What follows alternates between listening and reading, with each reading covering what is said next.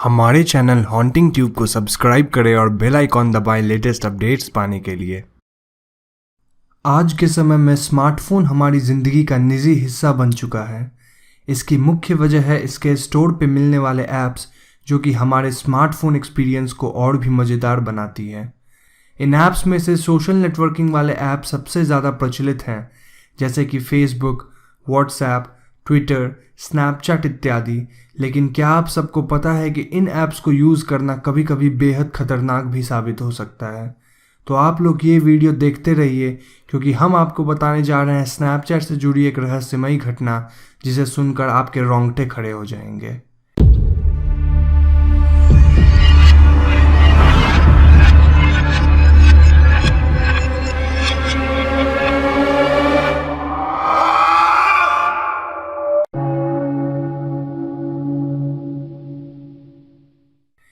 ये सूचना कॉन्फिडेंशियल होने के कारण हम इस सच्ची घटना के पात्रों का नाम बदल कर बताएंगे। ये बात लगभग 1 साल पुरानी है, जब अमेरिका के अलास्का स्टेट के एक छोटे शहर में एक बहुत ही अजीब सी घटना हुई। हाई स्कूल में पढ़ रहे 2 लड़के एल्फ्रेड और बेन में काफ़ी दोस्ती थी। ये दोनों अक्सर एक दूसरे को स्नैपचैट के माध्यम से टेक्स्ट या स्नैप्स भेजा करते थे। उन दोनों छुट्टियां चल रही थी और एल्फ्रेड अपने घर पे बैठे बैठे बोर हो रहा था। उसने अपने स्मार्टफोन उठाया और बेन को एक फ़नी स्नैप भेजा। हालांकि वो स्नैप बेन को डिलीवर हुआ, लेकिन बेन ने उसे खोल के नहीं देखा।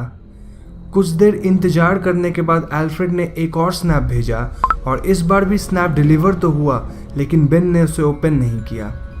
एल्फ्रेड को लगा कि हो सकता है बेन कहीं और अपने कुछ काम में व्यस्त होगा, तो वो अपने कुछ दूसरे दोस्तों से चैट करने लगा।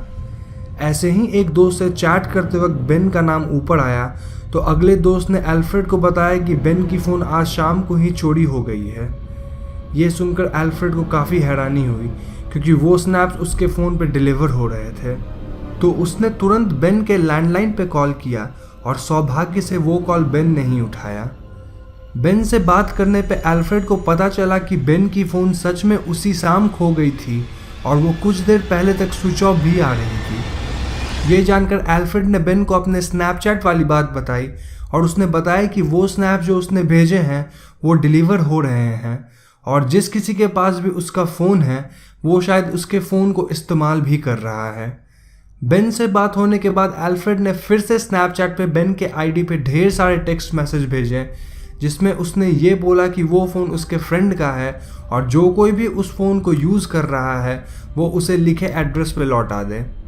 एल्फ्रेड ने टेक्स्ट में अपना एड्रेस दिया। इस बार उस फ़ोन के यूज़र ने इन टेक्स्ट को ओपन किया और कुछ देर बाद रिप्लाई में एक स्नैप भेजा। इस स्नैप को देखकर एल्फ्रेड के रोंगटे खड़े हो गए, क्योंकि जो स्नैप आया था उस स्नैप में एक बहुत ही डरावने इंसान की बहुत ही लंबी स्माइल वाली क्लोजअप पिक्चर थी, और उसने उस पिक पे लिखा था, I am coming for you. इस तस्वीर को देखकर एल्फ्रेड को काफ़ी डर लगा, लेकिन उसने किसी और को ये बात बताना सही नहीं समझा, क्योंकि उसे लगा कि हो सकता है कोई उसका दोस्त ही उसके साथ मजाक कर रहा हो। इस घटना के लगभग 1 घंटे बाद एल्फ्रेड को बेन के आईडी से एक और स्नैप आया। इस बार स्नैप को खोलते ही एल्फ्रेड के होश उड़ गए। ये फ़ोटो उसके घर के पीछे वाली खिड़की की ही पिक थी। एल्फ्रेड भागकर खिड़की की ओर गया, लेकिन वहाँ कोई भी नहीं था। अब एल्फ्रेड को बहुत ज़्यादा डर लगने लगा था, इसलिए उसने तुरंत बेन को कॉल किया और अपने घर आने को कहा। बेन फ़ौरन एल्फ्रेड के घर पहुँचा और दोनों ने मिलकर स्नैपचैट हेल्प को ईमेल डाला और बेन की आईडी ब्लॉक करने की मदद मांगी। उन्हें रिप्लाई में एक ऑटोमेटेड मेल आया और इससे उन्हें ये पता लग गया था कि इस ब्लॉक करने की प्रोसेस में थोड़ा समय लगेगा। अब उन्हें फिर से एक नए स्नैप की उम्मीद थी और इस बार वो तैयार थे, लेकिन काफ़ी देर इंतज़ार करने के बाद भी कोई स्नैप नहीं आया।